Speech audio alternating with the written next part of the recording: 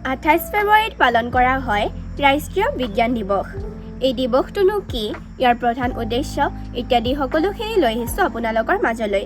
তেন্তে আহকচোন ৰাষ্ট্ৰীয় বিজ্ঞান দিৱসৰ বিষয়ে কিছু কথা জানো।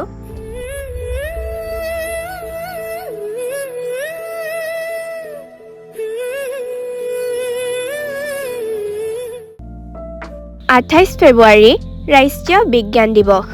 প্ৰতি বছৰে ভাৰতত 28 ফেব্ৰুৱাৰী দিনটো ৰাষ্ট্ৰীয় বিজ্ঞান দিৱস হিচাপে পালন কৰা হয়।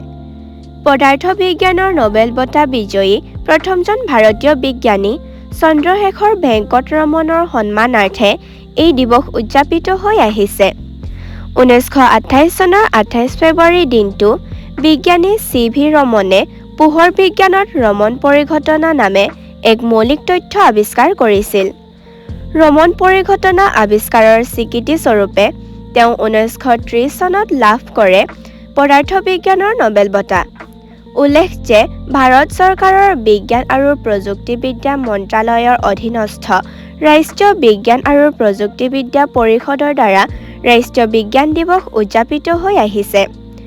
জনসাধাৰণৰ মাজত বিজ্ঞান মনস্কতা বৃদ্ধি তথা বিজ্ঞানৰ ব্যৱহাৰিক উপযোগিতা সম্পৰ্কে সজাগতা সৃষ্টি কৰাটোৱেই হৈছে এই দিৱসৰ প্ৰধান উদ্দেশ্য।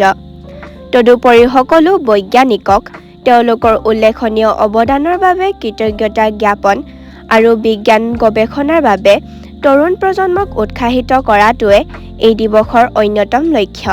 প্ৰতি বছৰে ৰাষ্ট্ৰীয় বিজ্ঞান দিৱসৰ বাবে একোটা নিৰ্দিষ্ট বিষয় নিৰ্বাচন কৰা হয় আৰু দিৱসৰ সকলো কাৰ্যসূচী এই বিষয়ক কেন্দ্ৰ কৰিয়েই প্ৰস্তুত কৰা হয়।